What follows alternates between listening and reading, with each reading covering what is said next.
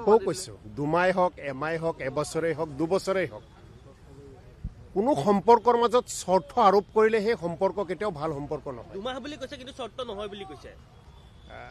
নাজানো আৰু মই আপোনালোকৰ পৰাহে জানিছোঁ।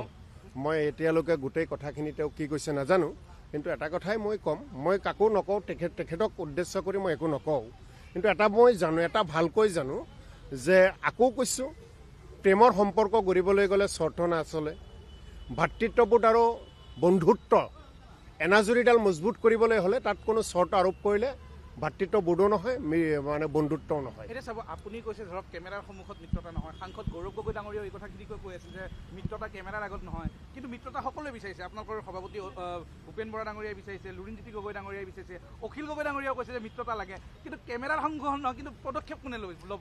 চাওক, আমাৰ প্ৰশ্ন তাতেই যে আমি সকলোৱেতো বিচাৰোঁ আমাৰ লক্ষ্যৰ উদ্দেশ্য মিত্ৰতা, আমাৰ লক্ষ্যৰ উদ্দেশ্য বিজেপিক 2026 চনত অসমৰ শাসনৰ পৰা বিদায় দিব লাগে।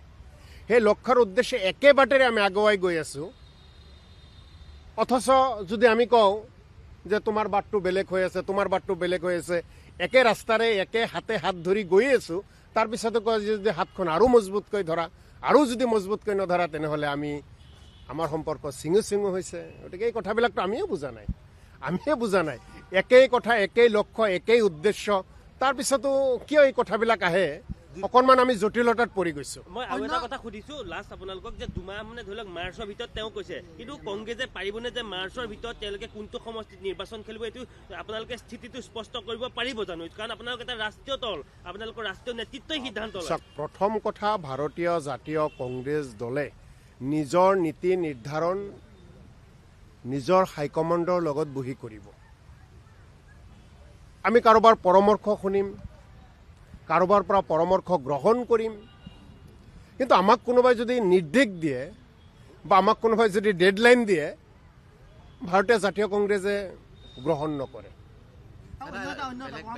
যোৱাকালিৰ পৰা আপোনালোকে চোতালে কাৰ্যসূচী এটা আৰম্ভ কৰিছে। এতিয়া আগতে আপোনালোকে চাঙে গ'ল, বাগানে গ'ল, এইবাৰ চোতালে, কিন্তু কিমান সফল হ'ব বুলি ভাবে আপোনালোকে? 2014 চনৰ পৰা কেন্দ্ৰত বিজেপিয়ে চৰকাৰ চলাই আছে, 2016 চনৰ পৰা অসমত বিজেপিয়ে চৰকাৰ চলাই আছে।